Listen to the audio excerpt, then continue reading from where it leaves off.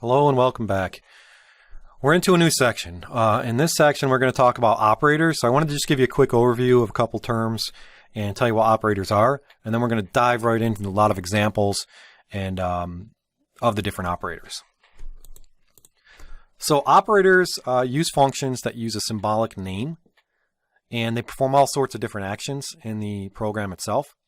The most common types of things you do is you perform mathematical or logical functions. So you do arithmetic type stuff, 5 plus 9, 3 plus 8, or you compare things like is this number variable greater than this variable? All right, and instead of actually calling a specific routine like a printf or a scanf, you don't call a function, you just use a symbol. You just use like a character, like the less than symbol or the plus symbol. Those are called operators. So operators are predefined in C, just like most other languages have this concept of operators. And most operators tend to be combined with the infix style. And all that means is that the operator is in between the data. Right? So I mentioned that operators can perform mathematical functions, just 5 plus 8. Plus is in the middle between 5 and 8. And that's referred to as infix style. You can actually do like plus 5, 8. That's considered prefix style, and then postfix style would be the operator is after the arguments. So 5, 8 plus, for example. But we're most familiar with how you do math in high school and everywhere else. The actual operator goes in between the arguments, which is referred to as the operand. So operators and operands, you want to think of those two terms. Operator is the actual symbol, and operand are the arguments to the symbol that are usually on the left and the right-hand side. But again, it depends on the actual operator. So we're going to talk about logical operators. These are sometimes called Boolean operator because they return true or false values. And we know what a Boolean is, Boolean variable at least. So it's an operator that returns a Boolean result, true or false, that's based on the Boolean result of one or two other expressions. And so we've also been hearing this term expression a lot, so I wanted to formally define that as well. We'll do that in a second. And how it's a little bit different than a statement. Another example of an operator would be arithmetic operators, as I mentioned. Plus, minus, two operands on the left and the right-hand side. You perform some kind of calculation.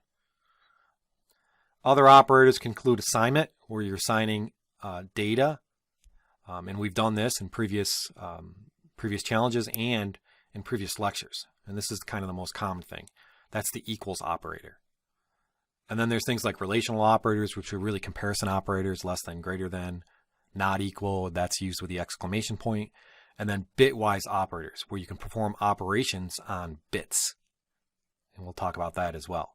This is just designed to give you a little introduction to what an operator is and how it can be very useful. Now, in order to really use operators, you have to understand a couple different terms.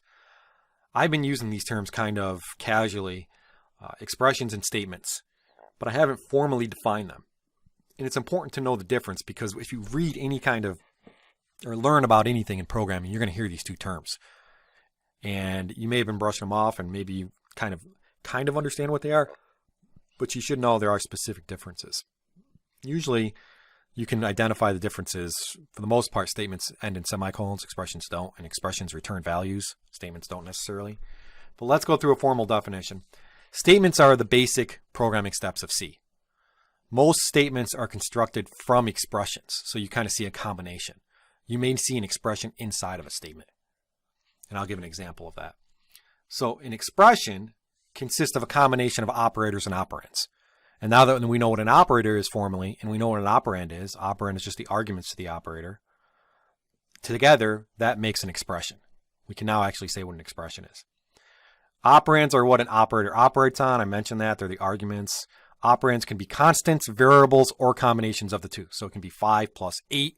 It can be variable x plus y, or it can be variable x plus 8. Every expression has a value, and expressions generally return values. So here are some examples of expressions. -6, minus. Minus is an actual operator in C. It's a unary operator, single operator with a single argument. And then 4 plus 21, where the operator is plus, and it's in between two constants. This is an expression. And then another expression that's a little more complicated, many operators, the star for multiplication, the plus for addition, and then the / for division. And then you see an assignment, which is Q equals 5 times 2. That's where you have an expression 5 times 2, on the right-hand side, you have a variable on the left-hand side. Together, those make up a statement. Another one is x equals plus plus q %3. We'll talk about those. Plus plus is an incrementation operator. Percent is a modulus operator for remainder. And then a comparison operator, q is greater than 3. A variable q is greater than 3. But these are examples of expressions. Now, statements, we've mentioned that they're the building blocks of a program, but there's different types of statements. We've already learned how to declare variables. That's actually a statement. That's a declaration statement. So a program is going to use a series of statements with special syntax ending with a semicolon. Those are referred to as simple statements. Statements that are single lines that end with a semicolon. Right? You can also have compound statements, which I'll tell you in a second. But a statement is essentially instruction to the computer. So a declaration statement, data type followed by variable name, and then a semicolon. That's an example. An assignment statement, Jason equals 5. It uses the assignment operator. It's not an expression. It's just Jason equals 5. A function call statement, where you call a function printf. That's the one function we know. And we call it, say, Jason, pass it. Structured statement, we haven't learned this syntax yet, or this keyword while, but this is a loop where it has a single statement on a single line ending with a semicolon. A return statement is when we return data from a function. Again, we don't fully understand what this means, but you see it ends in a semicolon. These are different types of statements. So C considers any expression to be a statement if you append a semicolon.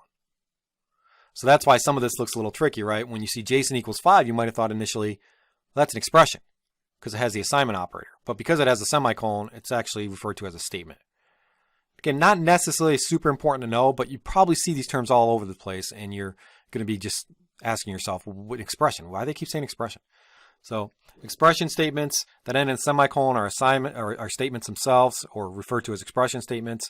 So in C, it's perfectly legal to just have a number in the semicolon, even though it doesn't do anything and is wasteful. But it is okay. And same as 3 minus 4, semicolon. That's an expression normally, but it ends in a semicolon, so it's an expression statement, but you're not doing anything with it. You're not assigning it, but it is perfectly valid, but no reason to do those two examples. Compound statements, a little different than a single statement where you just have a semicolon at the end. These are usually inside blocks of code. And I tried to tell you what a block of code is previously, where you have the brackets, but this is where you just have multiple statements, and then they group them together by basically braces. And that's referred to as a block. So an example of that would be something like this. Int index equals 0, that's a single statement. Ends in a semicolon.